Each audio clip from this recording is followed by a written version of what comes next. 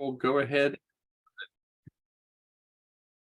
So good afternoon, everybody, and welcome. This is our rollout and an overview webinar for the Equity Advisory Council's report and recommendations that was completed for Credential Engine.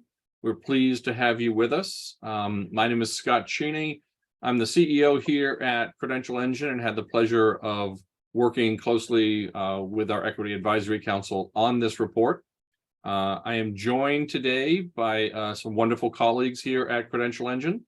We have Devin Peelman, who is our communications manager, Julia Gianoulis, who oversees all of the accounts and publishing team and work here at Credential Engine, Jeannie Kitchens, who is our chief technology services officer, and Cadence Calixto, who is our currently operations manager, but soon to be joining our accounts and publishing team as well with Julia. So very pleased to have them all joining me today, and will be all part of running this webinar for you. So for those of you who don't know, sorry, I'm jumping ahead of my slides already. So we have a full agenda for you here today. We will move through things expeditiously, but we've got some topics we definitely want to cover. A little overview about Credential Engine for those of you who may not know us in depth, an overview of the work that was done by the Equity Advisory Council. We're going to show you some of the resources on our webpage so you can find the report and all the links to the publishing resources. We'll walk through the actual recommendations for the data and the use of the data in the reports. And then we're going to actually walk through some of the detailed work that was done to add some terms to CTDL around support services that you all can use as part of this. And we'll run a demonstration about how you would actually publish information. And we will be happy to take questions. We'll be keeping an eye on the chat throughout this webinar and be able to answer questions during or at the end. So now I will get to the slide I started to jump in on early. For those of you who don't know Credential Engine well, or if you're new to us, we are a nonprofit organization. Our mission is really all around what we refer to as credential transparency. And that means that we believe that everyone from students to workers, parents and counselors, employers, educators, policymakers should have access to essential information about the entire credential landscape in order to be able to make better decisions. So our mission is really to map that entire landscape using an open source data infrastructure called a schema, the Credential Transparency Description Language, in order to bring all of that information out into easily usable, human readable and machine actionable ways so we can have a more equitable and efficient marketplace.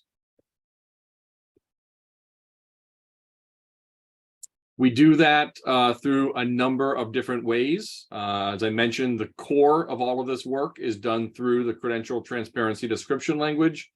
Really the only open source schema in the world that covers everything from providers, programs, credentials, skills, quality indicators, outcomes, pathways, links to job competency and skill requirements, and so much more. There's over 800 different terms and characteristics of that entire marketplace that language covers.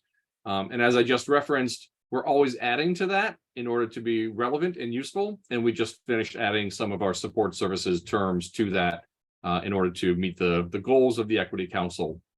We have a whole suite of publishing tools, and we're actually just adding some new ways for people to be able to publish to the registry, which is where we house this transparent information. It's open for anyone to be able to access and to pull information from the registry about those data elements.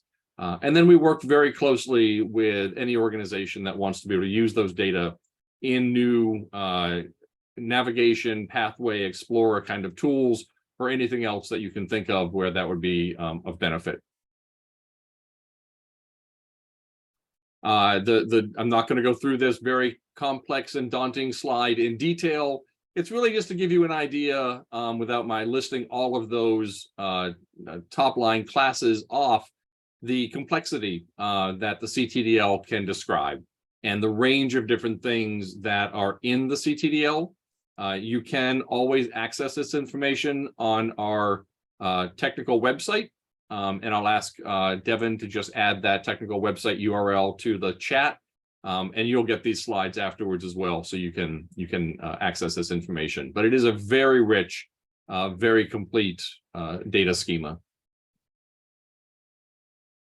So let's talk a little bit about what the Equity Council was asked to do and what they did so very, very well.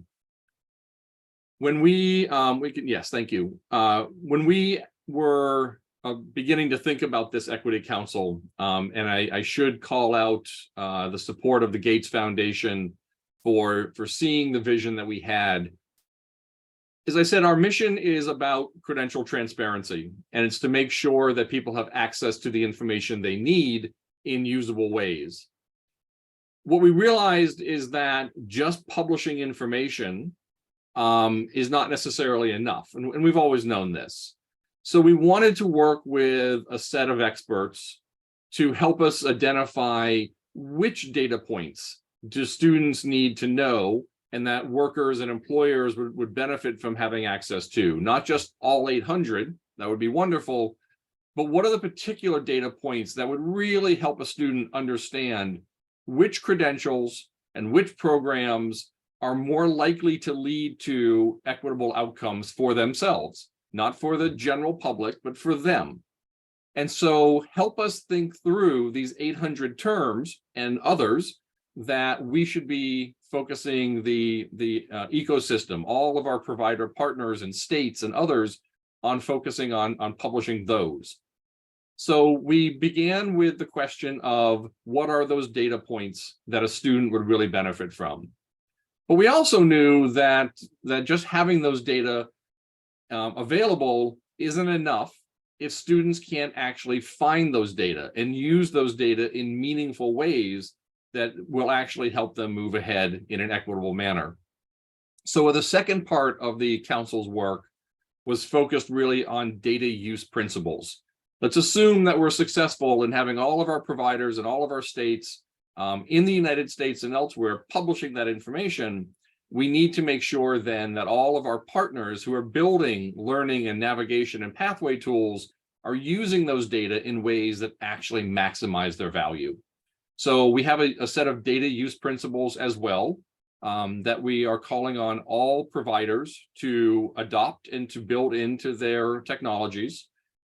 And then we're also asking states and systems and districts and others who are purchasing those systems to really think about the data use principles and ensuring that those data elements are being published. All of this great work was done with these 16 wonderful, absolutely stellar members of our advisory council. And I won't read off all their names. I believe that some of them have joined us today, but let me just give them an enormous thanks for their dedication and their work. They were a joy to work with. And I have to call out our two lead consultants who made sure that this entire process was successful. And that was Kristen Moore and Laura Couturier from HCM Strategists, who were just phenomenal and made sure that the whole process was effective and impactful. So thank you to all of the council members and our partners on that effort. We did produce some really good resources, and Devin is going to walk you through where to find them and what's there. Yes, good afternoon, all. I was lucky enough to sit in on all of the Equity Advisory Council meetings and learn from our council members and lead the rollout of our report and its recommendations. Our goal for this report is for it to be a resource that is constantly referred back to when credential providers, leaders in this space, developers and purchasers of tools, services, and platforms are making decisions. The first step in that is making sure this resource and all accompanying materials are easily accessible. It's part of our mission at Credential Engine to fuel the creation of resources that empower people to find the pathways that are best for them. So with that being said, I want to quickly provide an overview of the materials available and where you can find them. All of these materials are available on our website, but we'll also put the links in chat and include them in our follow-up. So Cadence, if you want to click on the link. So we created a webpage on our main website, credentialengine.org, that provides a high-level overview of the council, the report, the recommendations, and all related materials, and where this report was mentioned in blogs, podcasts, articles, and more. As mentioned, going to this page, we'll be able to find all available information on the report. And you can find this page by clicking on the Credential Transparency tab at the top. Cadence, I don't know if you want to just put a little mouse over it. There it is.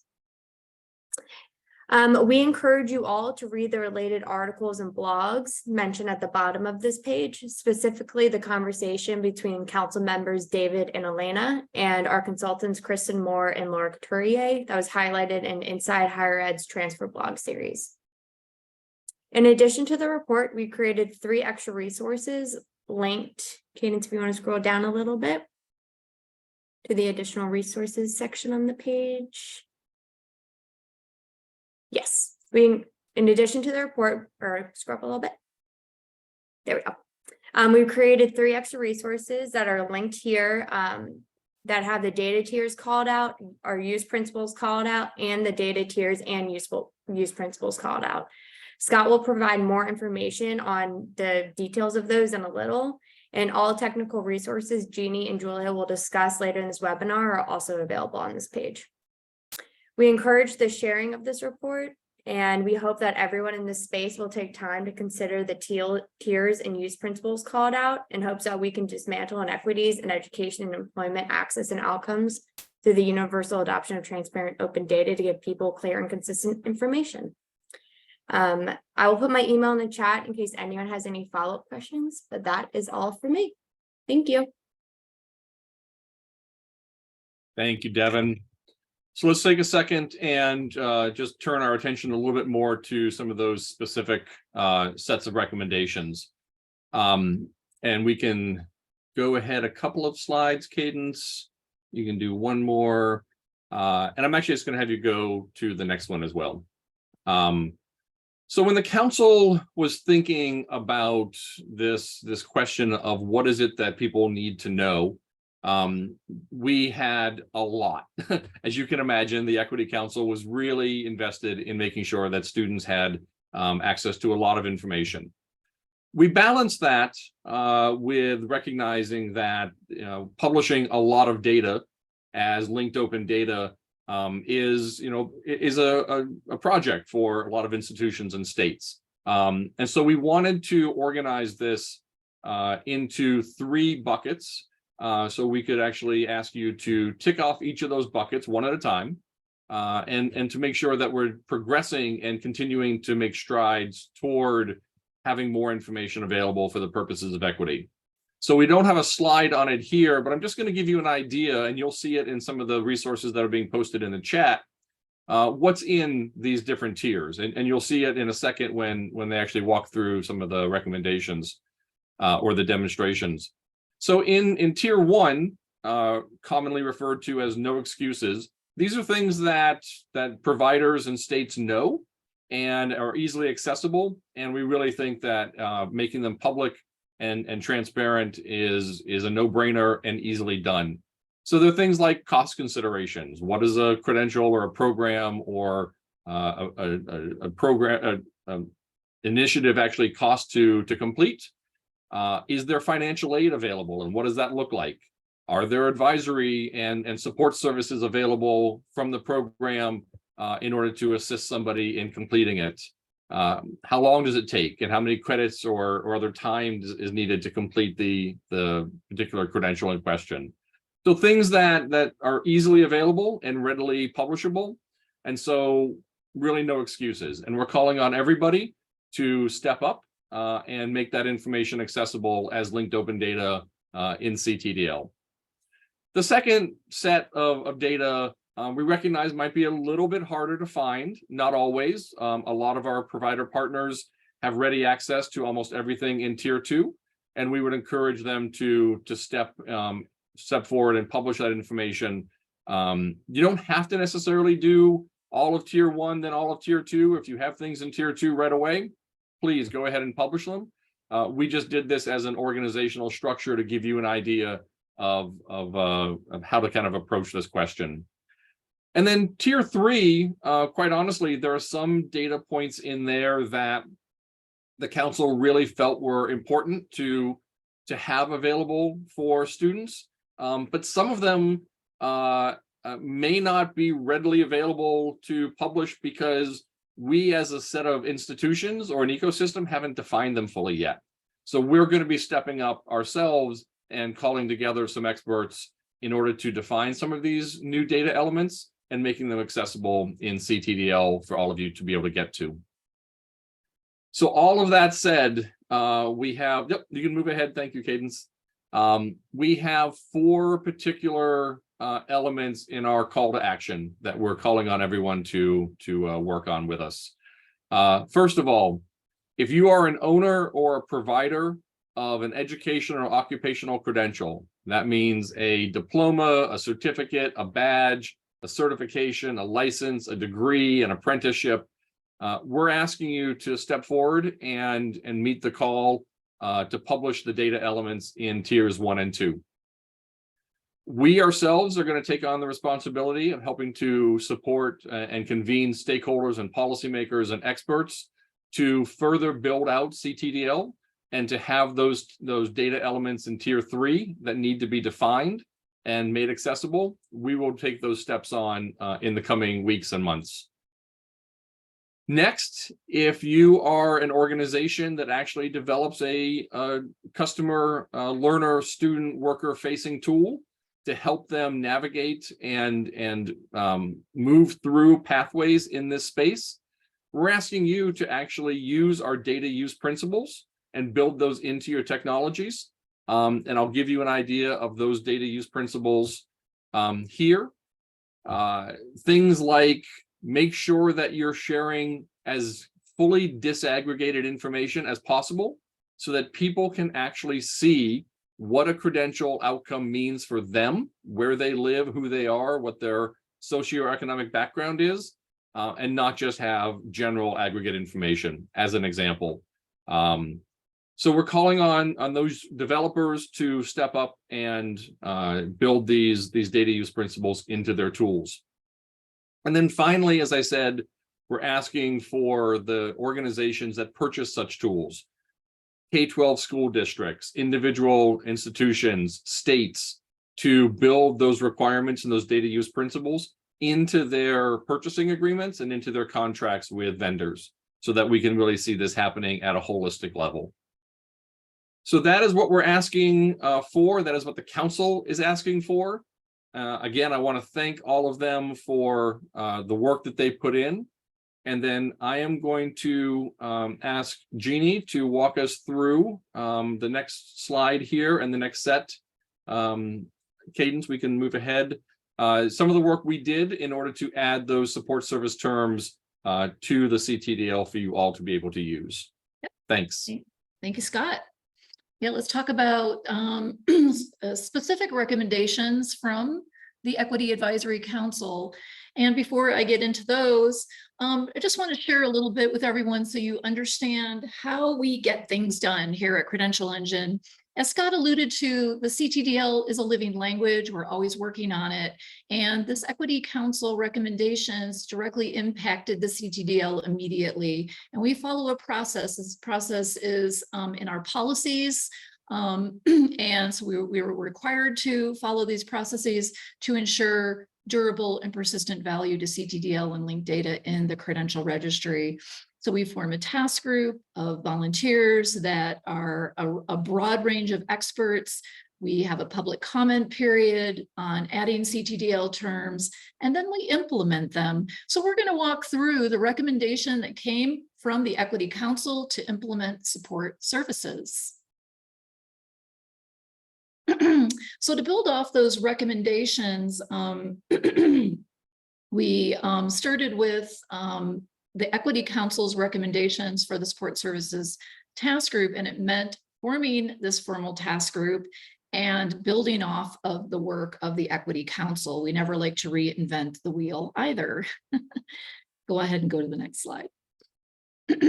So the support services task group was a chartered task group. Its work has been completed, And as an outcome-oriented group, it first began with identifying the focus of the work, and that was to make sure that learner and earner supports to enter into, navigate, and complete informal and formal education to career pathways.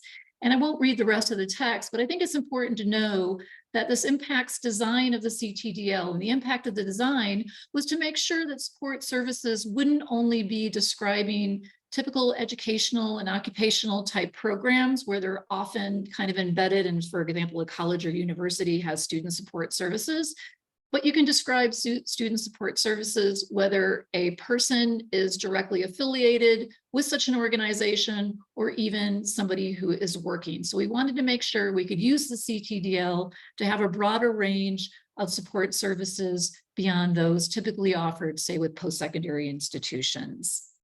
So that is the task group charter that we worked off of.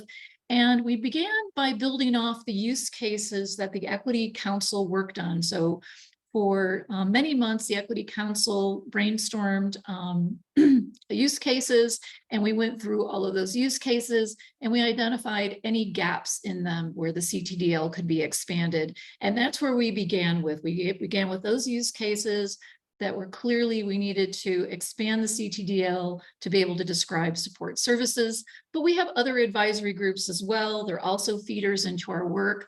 So we also brought in use cases from the Occupational License and Advisory Group.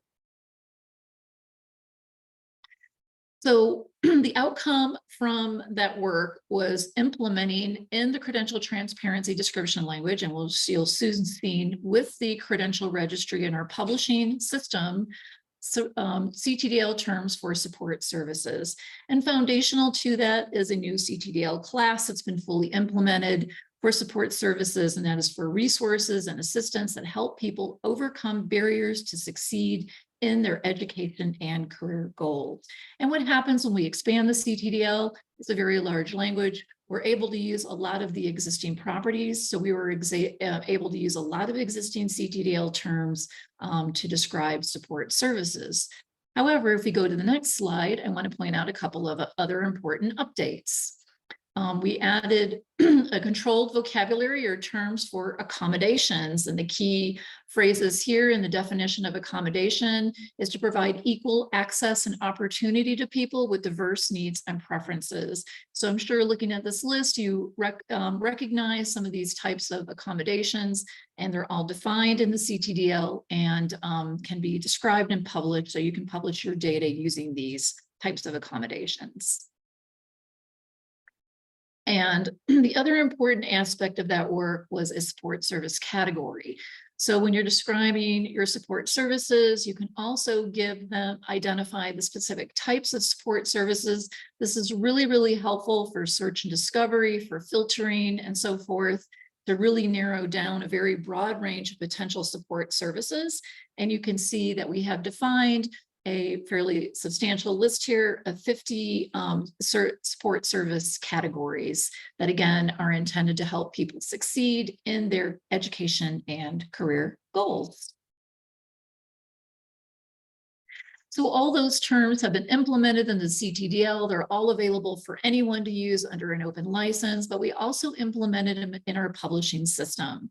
So we have partners who publish directly using our publishing assistant API, and we also have manual entry, and we have bulk upload. We launched both the API access and bulk upload on June 28th. We offered a webinar, and there is an entire webpage devoted to support services that we can share with you as well. So let's take a look now on how this relates to Tier 1 data. So we maintain what we call benchmarks, and benchmarks are really benchmark models for identifying data that is preferred to be included when you publish to the registry. So when you look at the equity report, as Scott showed you, there are what were defined as tier 1 and 2 and 3 benchmarks. Now today we're going to focus on tier 1 so we can build that bridge to get everyone started. But as Scott said, if you have tier 2 data, or even if you have tier 3 data, you can still publish that data to the registry, but you can look at our benchmark page here and you could select tier 1, for example, since we're going to focus on that today. And you can go to the next slide, Cadence, and you can see the details of that tier. The benchmark pages are printer friendly. You can just click the print this policy icon and print it to a PDF. And then that way you can share it with your colleagues, maybe have a conversation, work with your team to get this data published to the registry. Now let's take an even closer look at what that tier 1 data includes. So here you can see publishing tier 1 data. We have a chart here. On the left-hand side, we can see that the tier 1 data primarily consists of information about credentials, learning opportunities, support services, and aggregate outcome data. And with credentials and with learning opportunities, of course, that can include things like financial assistance, cost. So those kinds of information are built into the credentials and learning opportunities, so they're not separated out here. So we have an opportunity to publish all of the tier 1 information using all of these different tools here. So you pick and choose the tool that works best for you. Now today we're going to focus on the bulk upload, and as a matter of fact, in a little bit, Julia's going to give you a little demo of what that looks like to use the bulk upload tool, which really involves uploading spreadsheets. Yep, bulk upload. And so really quickly, because we want to get to Julia, the steps for using the publishing system are really easy. Set up your first set up your free credential registry account. It's no cost to anyone to set up their account. So you go ahead and do that.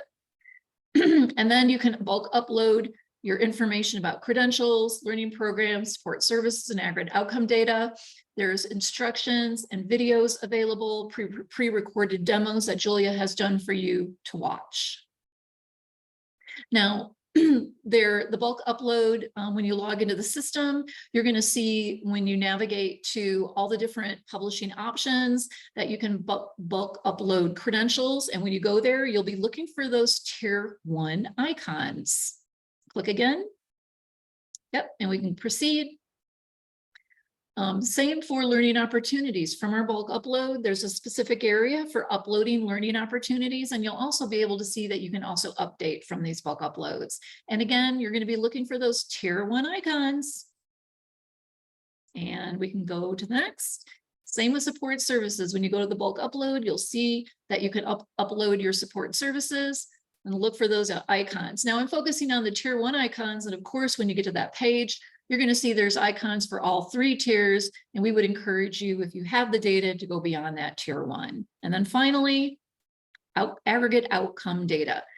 So with the credential registry, we never publish personally identifiable information. It's really not even an option, but we do publish aggregate outcome data, and we have data outcomes published to the registry now that you can become familiar with, but you can upload your outcome data. And again, look for those icons. We would encourage you to go beyond that tier 1. And Julia is now going to show you how to upload this data, including that outcome data. Awesome. Thank you, Jeannie. Yeah.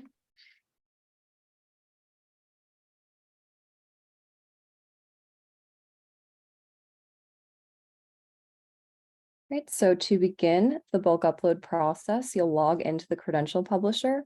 And you'll log in using the same credentials you created when setting up the account in our account system.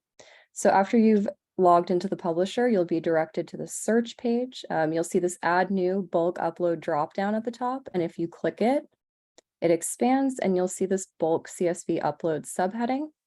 Underneath that, you'll see a bunch of different links. You can click the credentials link, and clicking that will direct you to our bulk upload tool. And as a note, each upload, whether it be credential, learning opportunities, support services, or outcome data, will require you to follow these steps that I'm about to go over. You can select which upload you would like on the tool. You'll see I have it set to credentials up here.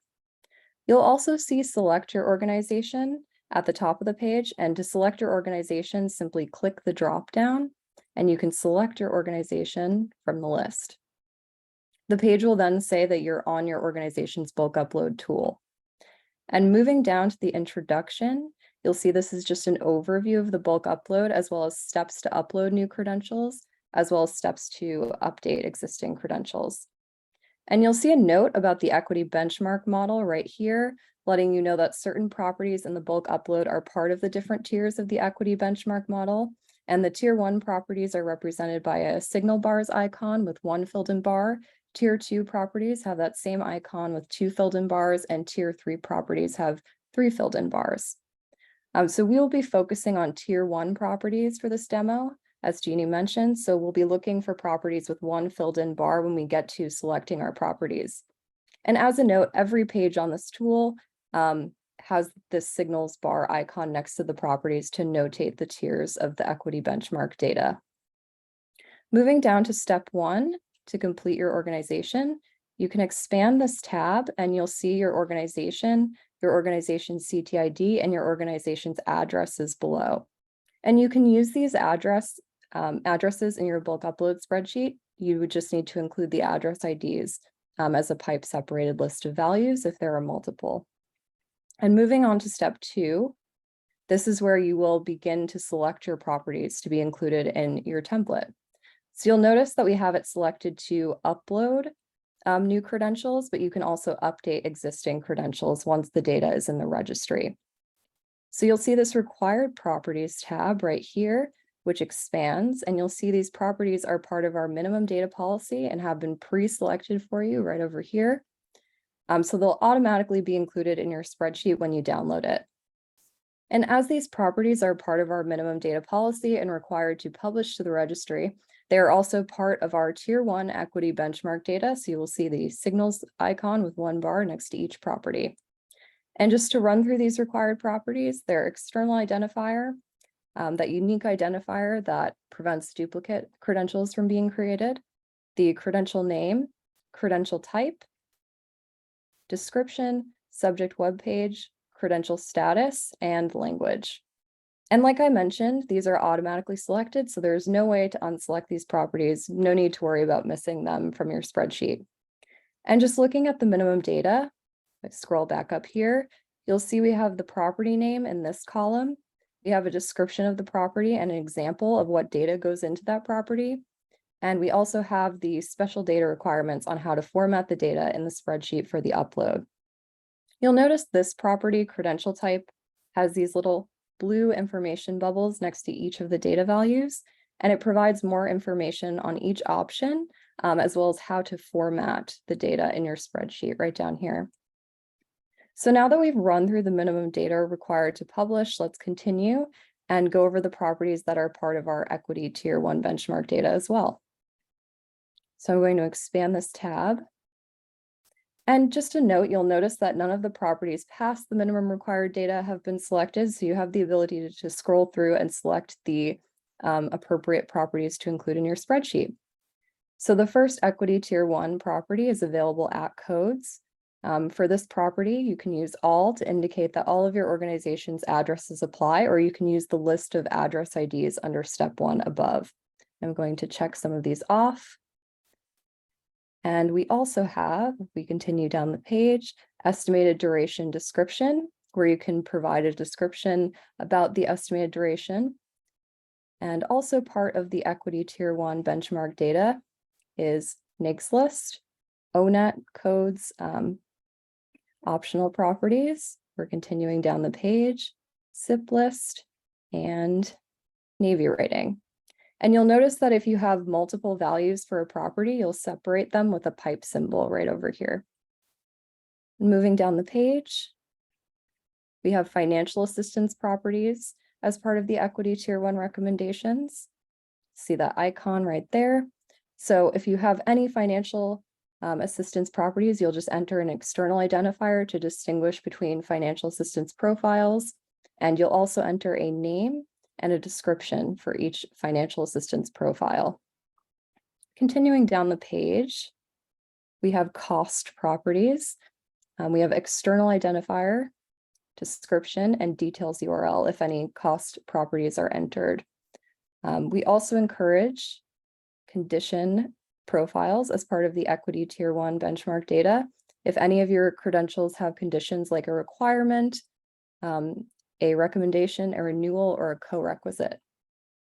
And the last tab that we have down here is connection properties, where you can connect to a credential or a learning opportunity or assessment to show a relationship in your data between data that has been published to the registry and the credentials you are uploading.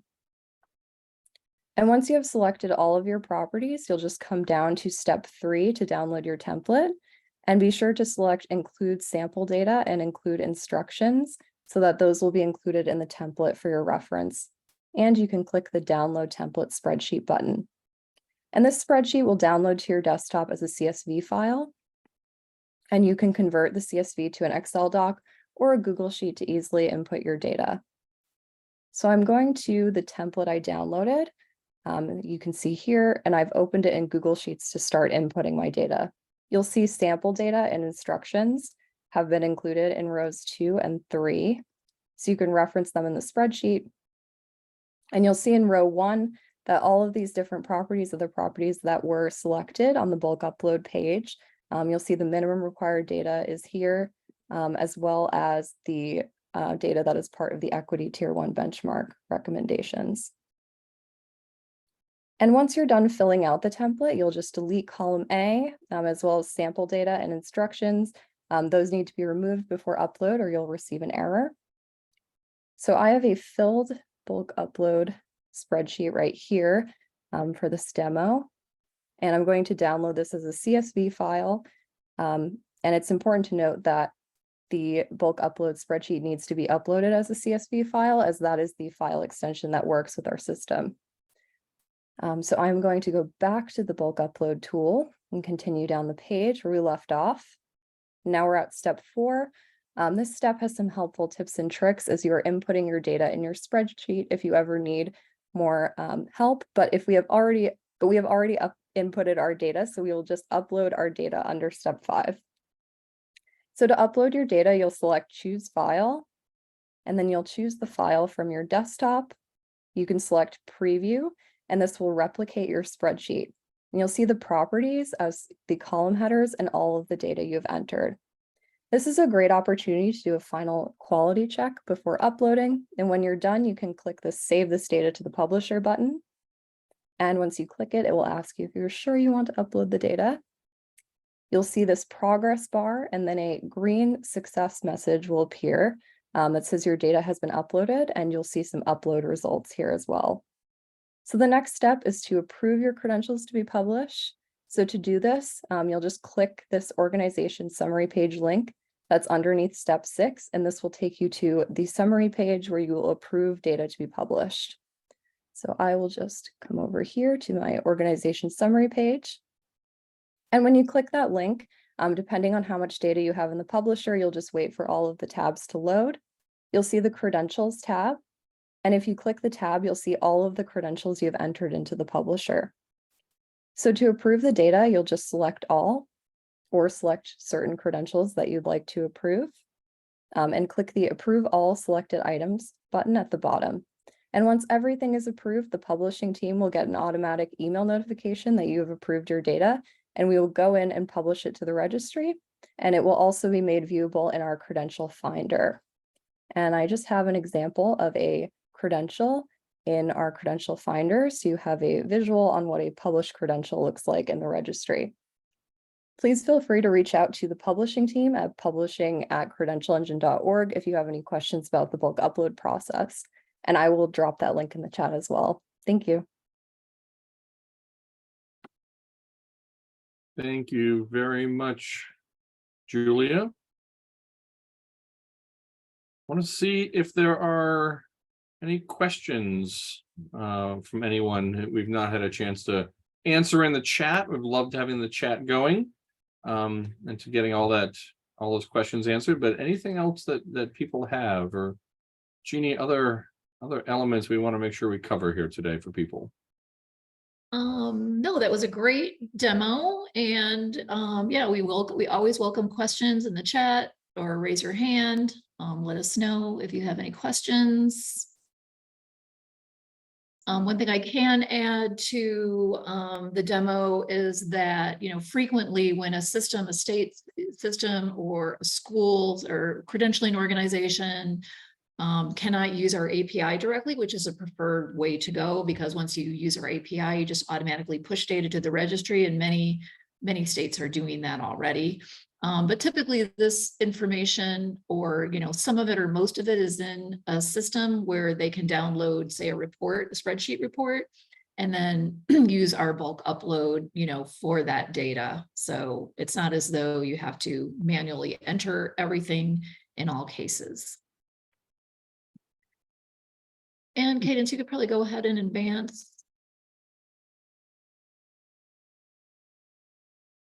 I will mention too that we have resources available. If we've been pleased that there are a number of states and systems that have integrated the use of CTDL in general in some of their contracts and RFPs and purchasing agreements.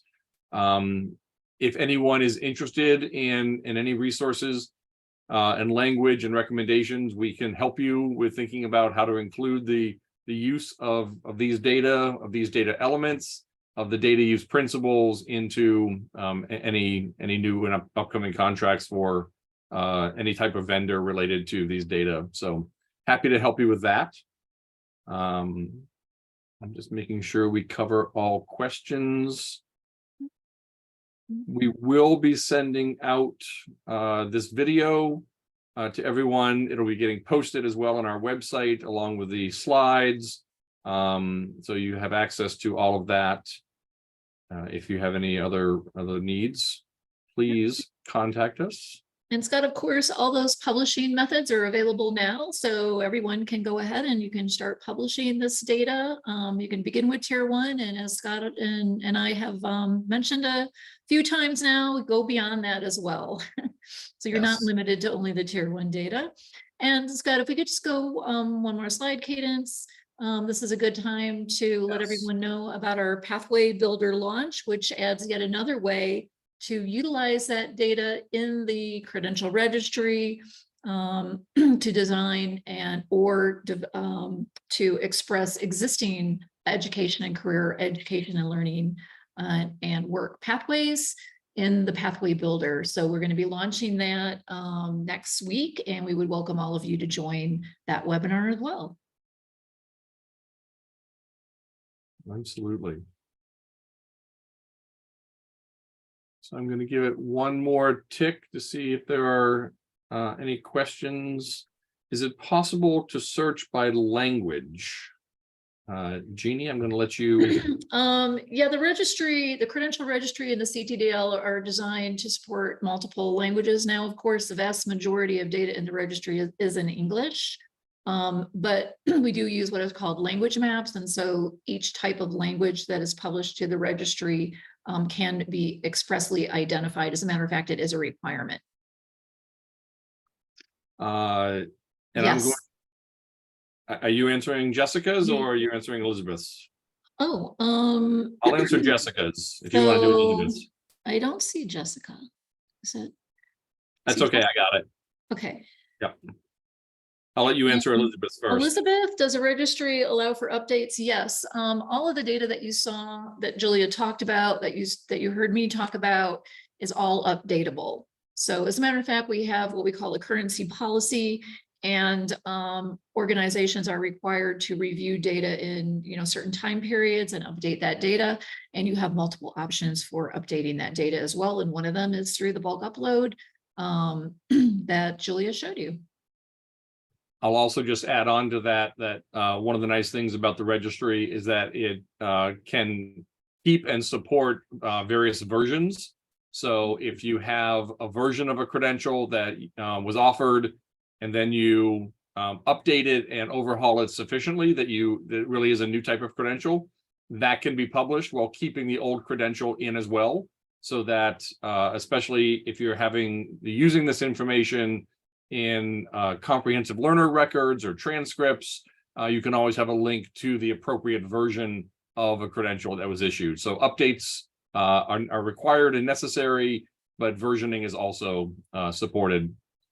And Jessica, to your question about the carrots and sticks for having data be published, including this kind of support services, we work with states on both fronts. It just depends on the nature of the state and how they choose to approach this. A number of states, including New Jersey and Washington, Indiana, are actually rolling out new versions of career navigation pathway guidance tools.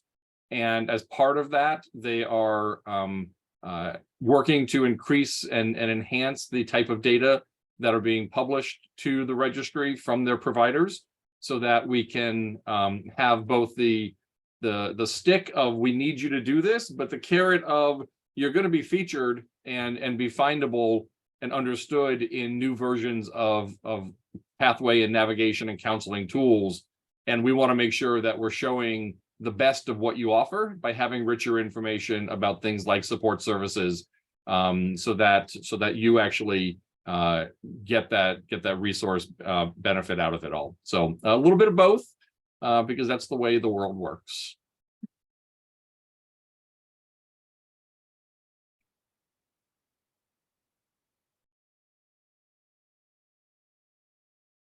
All right. You can keep sending questions to us offline. We're happy to answer all of those. Want to thank the wonderful team for the presentation today. Again, thank the Equity Advisory Council for all of the great work, and Kristen and Laura for helping to lead that. We will be sending all this information out. We do hope you join us for the Pathway Builder launch next week, and we all hope you have a wonderful day. Thank you. Thanks, everyone. Bye.